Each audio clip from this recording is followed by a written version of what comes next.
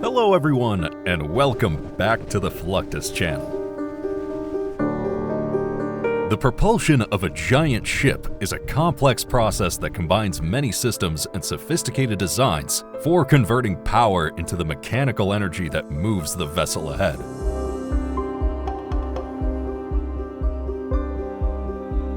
At the heart of this operation is the ship's powertrain, which includes the engine, fuel systems, and electrical systems that deal with the conversion and distribution of power. Internal combustion engines are generally the most widely used, as they are among the most efficient systems for converting energy into useful work on a marine vessel.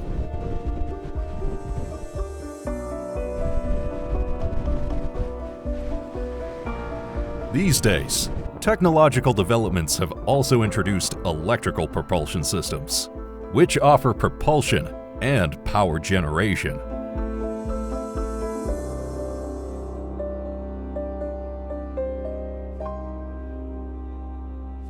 These motors supply the internal electrical load while reaping many benefits, such as lower maintenance costs and improved fuel efficiency.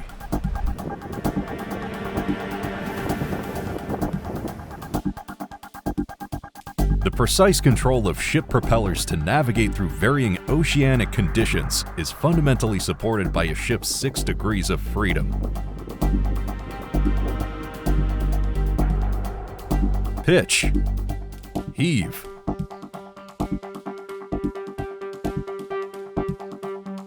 roll,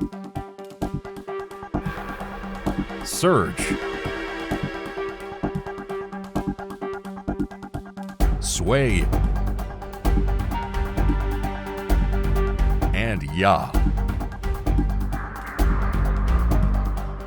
These terms describe the reasoning behind the ship's motion in three-dimensional space, which is essential for dealing with variable sea conditions.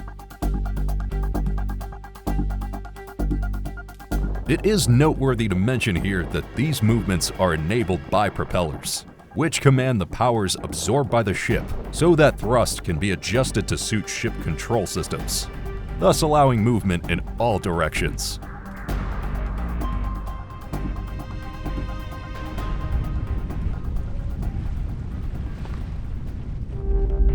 Modern approaches to control ship operations are attained using modern propeller design and materials that refine the response to dynamic marine environmental conditions.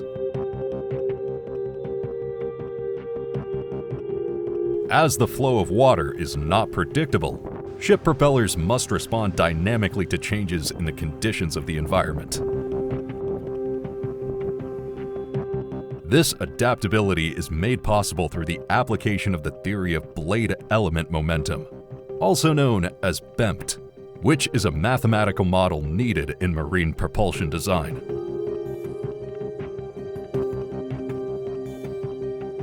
The model combines two basic concepts: blade element theory, which studies the forces on thrusters on small segments of blade length, and momentum theory, which describes the change in the flow field due to the activity of the propeller. The combined calculations give designers a good sense of variable shape options for the propeller design in terms of efficacy and performance that vessels possess for responding to water developments. The model is crucial for the complete power performance of the propeller, which varies from calm instances to rough surfaces.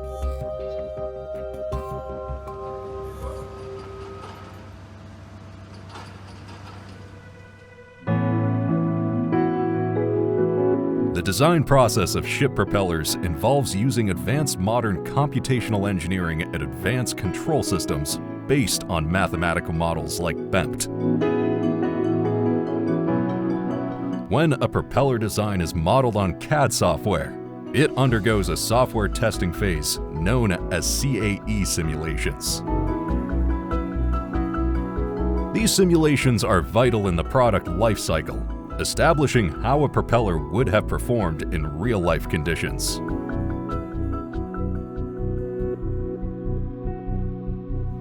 Decisions are made based on the simulation results, and the design life cycle is ever evolving until it reaches optimum efficiency. Manufacturing the actual propeller only takes place after this development cycle of design testing iterations reaches a stage where the resultant product is indeed suited for real-time, efficient operation.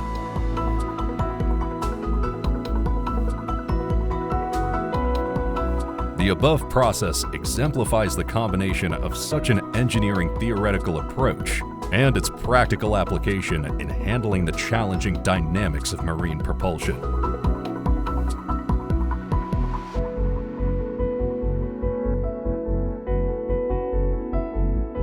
The propeller manufacturing process starts with a casting operation, followed by the design process and testing.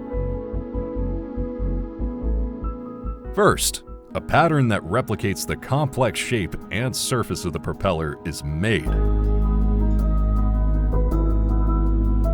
From this pattern, a condensed cement or sand mold is created.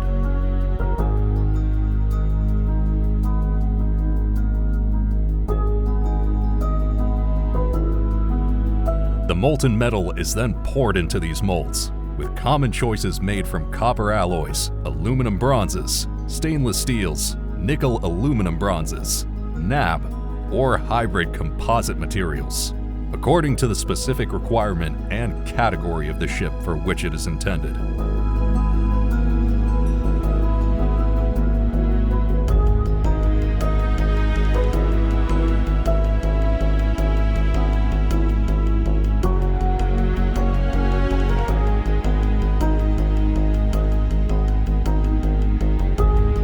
The mold is then broken open once the metal is cooled and solidified, revealing the rough cast propeller. The casting then undergoes some machining operations to produce its shape and size. The surfaces of the propeller are then polished to a smooth finish by buffing to maximize performance while minimizing resistance in water. The whole process is a mixture of traditional craftsmanship with modern engineering until final refining, which provides the highlight of propeller manufacturing. Additionally, additive manufacturing processes such as 3D printer propeller manufacturing become more cost-efficient and time-saving.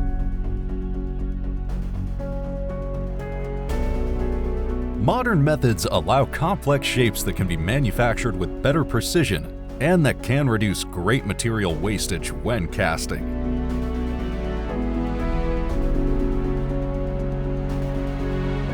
"3D printing also reduces development time by eliminating several steps like die or mold creation and tooling, thus providing quicker production cycles and more flexibility for design changes.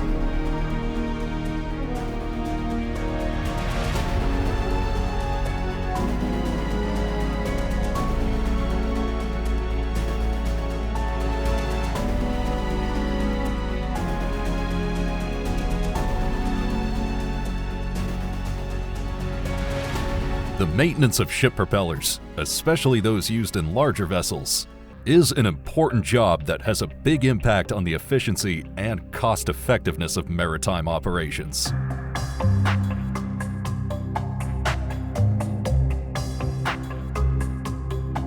Propellers normally last for 10 to 20 years, depending on their material and the environment they are working in.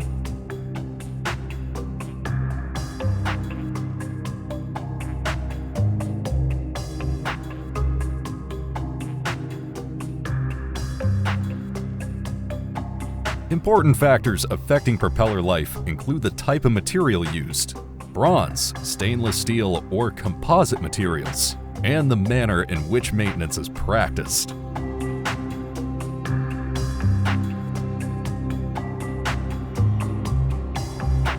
Smaller propellers, such as those used in bow thrusters, will most likely be removed and replaced, while their removed unit will be refurbished whole through polishing and recoating.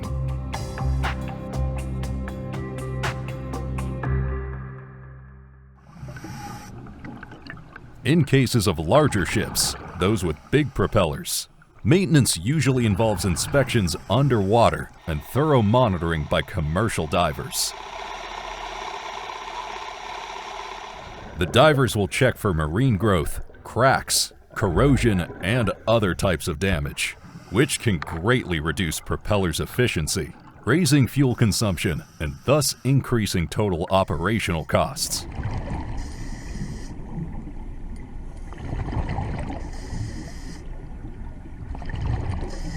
Modern technology and techniques in underwater maintenance are becoming more productive and less invasive.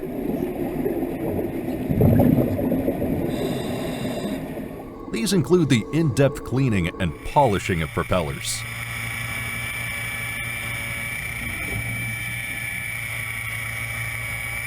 this not only boosts the working capability of propellers, but also extends the service life by preventing premature wear and tear.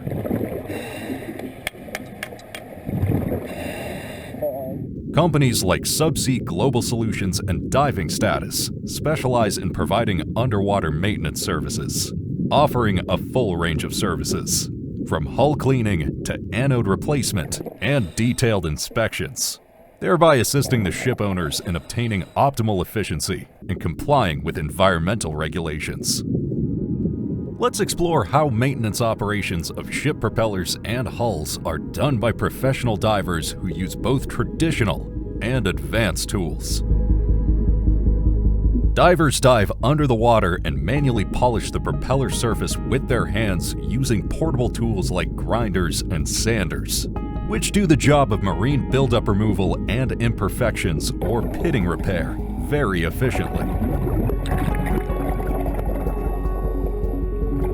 It improves the propeller performance, which in turn gives it a longer serviceable life.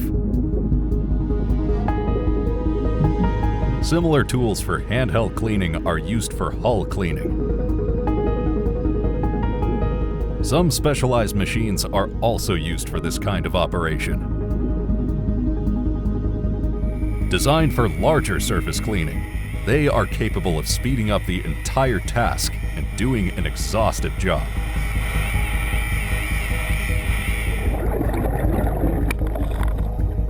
Technology for these tasks can vary, but it mainly consists of rotary brushes and hyperbaric jets that clean up the fouling and debris without impacting the hull underneath.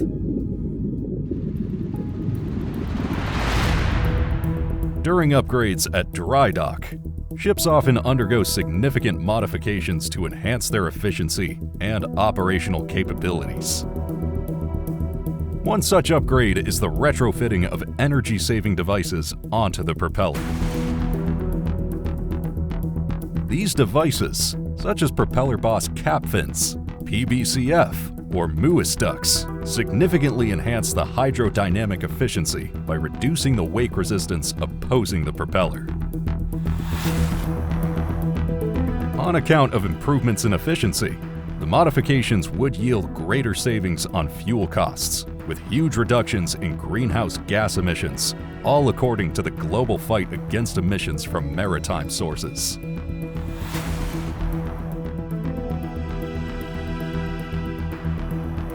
Another critical upgrade is rudder replacement. As technology advances, newer rudder designs offer better maneuverability and lower hydrodynamic resistance. Generally, this process is done on ships where rudder technology is outdated. The procedure includes the removal of an old rudder and the installation, typically, of a newer one made with advanced materials and design features, like flaps or twisted leading edges, which facilitate water flow over the rudder surface. It will certainly pave for smoother navigation and control, but at the same time, may assist in saving energy by being an efficient steering of the ship.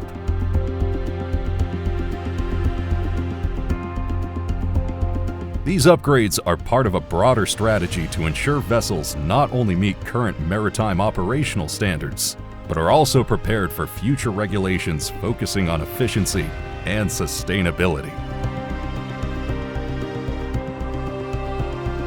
Each upgrade is a step towards more environmentally friendly and economically efficient maritime operations, providing significant long-term benefits in terms of operational costs and compliance with international environmental standards.